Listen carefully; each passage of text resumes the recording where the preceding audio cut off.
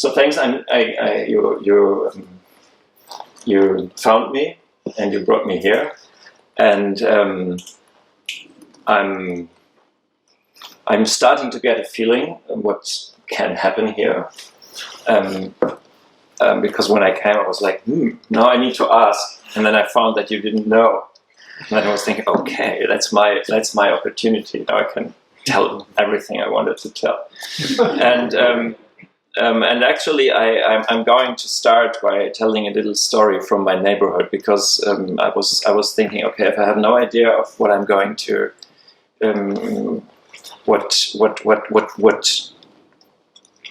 will be going on, or what people want to hear from me, then I'll cling to this La Foresta, and I'll stick to the tree. So I will tell you the story about a tree. But before, maybe just for some more explanation about myself, I am. Well, I'm a kind of victim of this academic disciplines, maybe, and I kind of try to find my way out of this. So I started studying stuff like history of the arts and philosophy, and then I was thinking, oh God, this is so dry, it's so incredible, it's so far away from lived life. And I found myself under another tree, under a cherry tree in the Berlin Botanical Garden in 1991, maybe 90, and I was thinking, oh God, the tree, that's it. And then I made the mistake to think tree, and then I brought in an academic thought, like, that's biology. I need to start to study biology because I needed to study something. But actually, I had this feeling of lying under a blossoming tree, which was kind of telling me something, and I translated this into studying biology, which is like doing what could it be, electronic science of wetware. It turned out to be very far away from my cherry tree blossom experience, and maybe the experience I had was a little bit like what the German poet and playwright and philosopher Friedrich Schiller wrote in one of his epigrammatic short poems, which goes in a free translation into English, goes like, if you want the greatest and the highest, look at the plant, what it does unwillingly, and do this with intention. And I think I had a bit of feeling of this, because actually I wanted to blossom. And my answer was to study biology. I mean, that was that I learned the hard way that it wasn't the way to blossom. So I kind of had to think. I was thinking I had to think myself out of this not being able to blossom by dissecting other living beings, living experiences of aliveness into logical building blocks, which was not about blossoming. And so this is just another little story to explain how I arrived at what I'm doing, namely trying to understand, and not only intellectually, but also emotionally and also existentially. So basically, by my own lived life, by my own biography, what it is to be a body. What is it to be a body, and what is it to be a body in blossom? What does this mean? What does it mean to be able to bloom, to be able to reach out, to unfold, and to get into connection, and to be this what you are, but what you aren't yet. And so in a way, that's what I'm doing is I call this biology, even if I call it biology of wonder. Like wonder in the sense of not miracle. I mean, Germans, because the German word Wunder is so close to this. It's not only miracle. It's this kind of astonishment about what happens when you're here, when you're there, when you're real, when you reach out to reality. And but it's trying to do this also from a first person perspective. So it's not doing science about objects or thoughts about objects or reasoning within discourse, but being your own science subject. And that means then actually being a body and feeling yourself as a body, because being a body is, as we all know, first and foremost about feeling, about this existential experience of being really here, and about that everything which happens has a meaning, which is cool or not so cool, good or bad, beautiful or shocking. But in any case, it's not neutral. So I work myself through this experience of being a body, and through the experience of having a body and of being able to communicate with other bodies, human or not human. And on the other hand, I try to understand this in somewhat disciplinary terms. So I'm writing about this, and I'm writing it. You could see if you read into this book, I'm doing this as a kind of narrative. So it's more poetic or literary or nature writing. You might call it nature writing. But I'm also trying to understand what I experienced through this narrative, and so I try to understand this in terms of certain existing different patterns or structures of how you could think about organism without forgetting that you also need to feel as organism. And this brings you to a completely different biology, actually, which isn't about machines, but which is about desire and imagination and being in relation all the time, needing to be in relation, and suffering through needing to be in relation, and enjoying through needing to be in relation, and which is about an immense need to give, and an immense need to transform and to take up something which is not yourself, and which nonetheless is needed to be yourself. So what I'm actually I'm supposing, I'm kind of seeing at the horizon is that the beautiful, nice,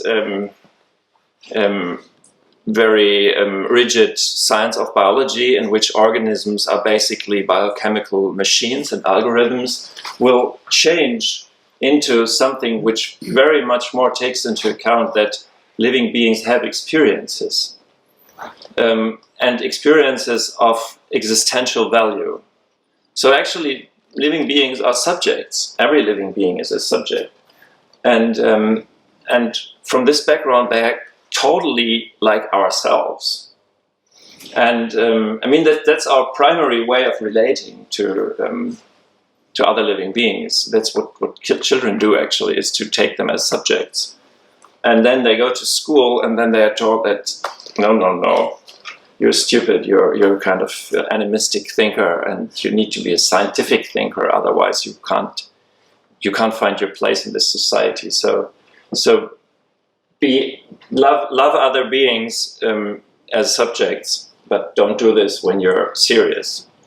And love yourself as a subject in private, but don't do this when you're serious. When you're serious, you, and I mean you, every one of us, you're a functional machine, and you need to do what is efficient and what is good for outcompeting others. And in private, you can do other stuff, although you probably won't understand why you need to do other stuff. Like a philosopher colleague of mine who I met last year on a congress on the North Sea island, and she would have already interrupted me at this place. So you're very calm, very good. So I can become a bit more extreme. And so she was completely like, you totally totally projecting your personal experiences on other beings. And this is so pre-avant-garde. You didn't read any of the important thinkers. Where are you? You're just kind of pre-Kantian German romanticist, etc. So in disciplinary talk, you're disciplined by this, and then you're actually out. And I know I'm out, but it's still hurting when somebody does this in an academic context, like what you're saying. This is just not science, man. And then after the session was over, we had this arranged walk at the shore, and we happened to walk together. Or maybe this was even arranged, like you guys walked together. And then she told me about her huge love for her animals, and she had dogs and horses and rabbits and even stick insects. And if you have stick insects, you really need to love animals, actually. And then I told him, you love animals. Isn't this something real? And isn't this something you should consider? And then she said, I'm able to separate professional and private life. And in full earnest. And that's what we're doing as a society. I feel a little bit, this might be my interpretation, but when you're suggesting that the disciplines should, or the fragments should getting closer to one another again, and this is also something I heard, I might be mistaken, that this should be done by actually putting arts into it. And you could also say putting life into it. Then this is something which is needed because our whole societal, the mainstream view, which is rewarded by our society about reality, is just this. It's just this separation of being. There's serious talk, and that means everything is an object, and you can manage objects if you treat them accordingly to their inherent drive towards efficiency and put out your emotions. And then there's your private world, and then there you may be emotional, but you don't have any clue for it. It's just your private thing. And best is you channel it into buying stuff.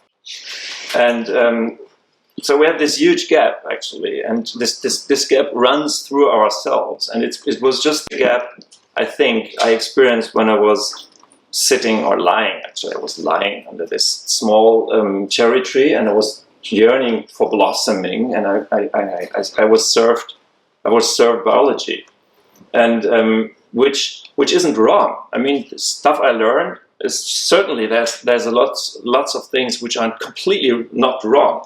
But in the exclusiveness, they tend to omit the more precious part of our worldview, actually. And this is knowing and celebrating and transmitting what it is to be a body. And this means automatically what it is to be feeling imagination in contact with other feeling imaginations. And so my obsession or my passion is to more fully understand what we can say about this and how we. I realize when I'm talking about it, I'm still using these terms like think and understand and whatever. But I know that biographically in my private life, it is absolutely connected to how to live up to this, how to be this feeling body, and how to understand this whole embodied fleshy wetware existence as something which knows and which actually does know, as Schiller's plant knows unwillingly. If I just don't override it with lots of oughts, I ought to, I should know better, I should have an idea, I should be logical, I should do what my father told me, or I should do what my father never told me, but I still sensed it, etc. So it's also become a kind of story of personal discovery of my own the power of my own embodiment, with all the pitfalls. Like now I feel totally embodied, and I'm always heeding to what I feel. Bam, next corner, and some accident. So it starts to be, on the one hand, it starts to be a venture into how to narrate, how to tell, like you tell a poem maybe, another story of biology. But on the other hand, it amounts to being part of a world in which not cause and effect, guided by efficiency, which by this is the secret kind of nucleus of the world, leads the whole thing. But something which is very, very known to everybody of us, which is a kind of constant yearning and longing to unfold and to experience and to get into connection and to become more fully oneself, and by this allow the whole surroundings to become more fully themselves in a way. So the story of biology, for me, is starting to manifest, to show itself as a story of relating, and the whole reality to me seems to be an intricate play of mutual relationships, of giving and taking, and of always changing, and thereby becoming more and more intensely real. So it's a kind of double journey what I'm doing here, and it's for me it's very important to do it always both. So I realize I just can't do a thinking job and then feel some incongruence in what I'm doing. It's not possible. So then I stop thinking actually, and then the whole thing comes to a halt. But I can't also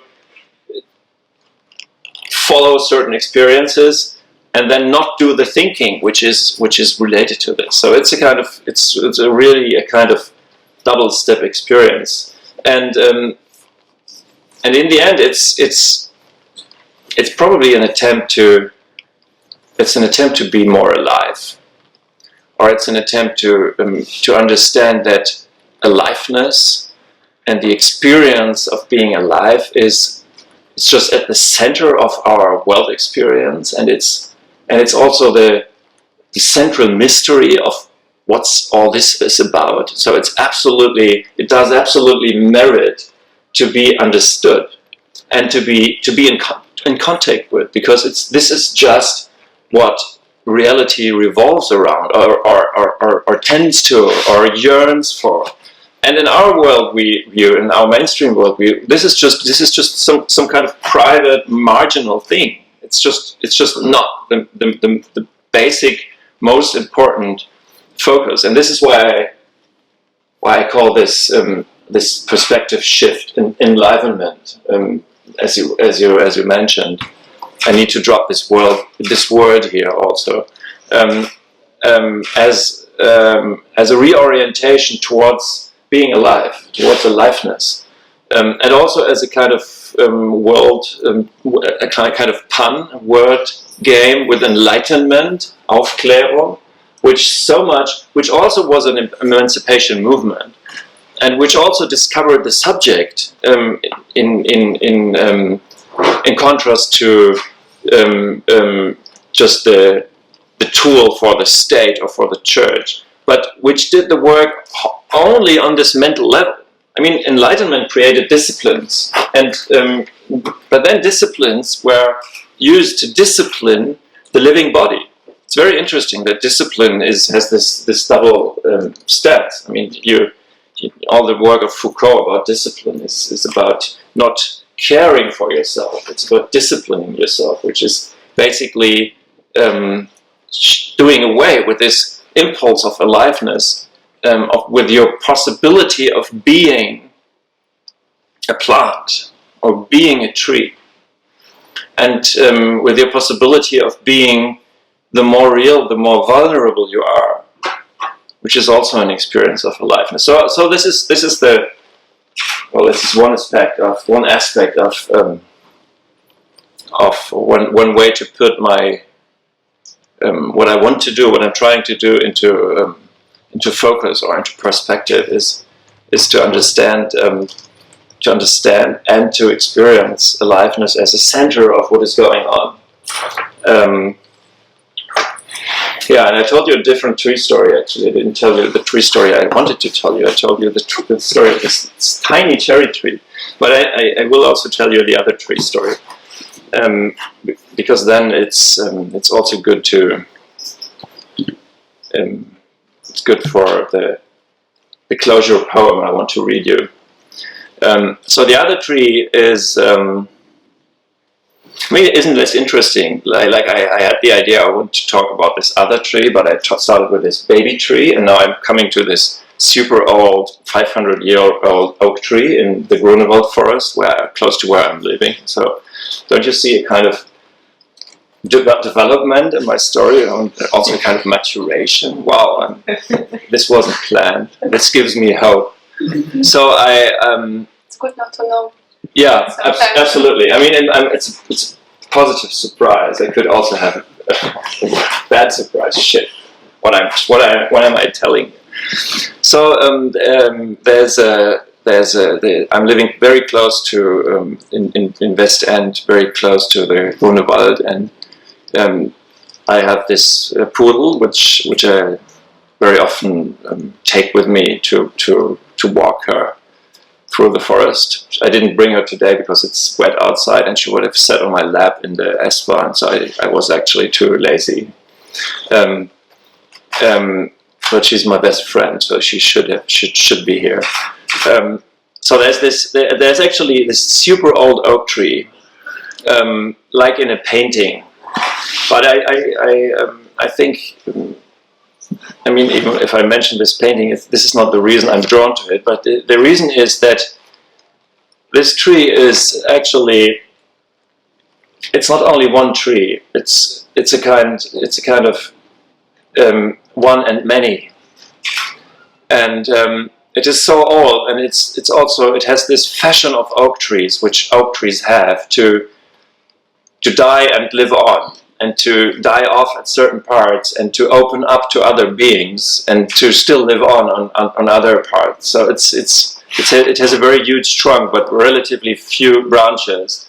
But then there are all these other beings living on it, like ferns and other grass and other plants, and there are these holes where woodpeckers live in, and where wasps live in, and so it's actually it's a huge tree, which could be thought to be the epitome of German treeness. But actually it's a huge tree as transforming itself into other, which is the thing I find so beautiful, and which is also in this a kind of transformation I can also do. So I can relate to the tree as my other. I can do this transformation together with the tree, and I can start being this tree and going there. And that's what I'm doing while my poodle does his things, her things, which only she knows. And I try to be tree for a while, and I can very much propose this to you: be tree, or be poppy, or be grass. And I remember last year when I was trying to blossom as a dying oak, there were these wild geese flying overhead, and that's another way of being alive, is to be a wild goose. And that's a poem by Mary Oliver, which I want to read to you. I don't know if anybody of you knows it, but in an American context, everybody would say like, "Oh yes, nice to hear it again." But I mean, and I think it will make clear also some of my some of my ideas, and why feeling what it is to be body is also feeling what it means to be body for others. What we don't do, otherwise the world would be different, and the status of other beings would be different, and the status of agriculture would be different. So it's Mary Oliver, an American poet, and the poem is Wild Geese. You do not have to be good. You do not have to walk on your knees for 100 miles through the desert, repenting. You only have to let the soft animal of your body love what it loves. Tell me about just your despair. Tell me about despair, yours, and I will tell you mine. Meanwhile, the world goes on. Meanwhile, the sun and the clear pebbles of the rain are moving across the landscapes, over the prairies and the deep trees, the mountains and the rivers. Meanwhile, the wild geese, high in the clean blue air, are heading home again. Whoever you are, no matter how lonely, the world offers itself to your imagination, calls to you like the wild geese, harsh and exciting, over and over announcing your place in the family of things. Yeah. Biopoetics. Thanks. Thank you.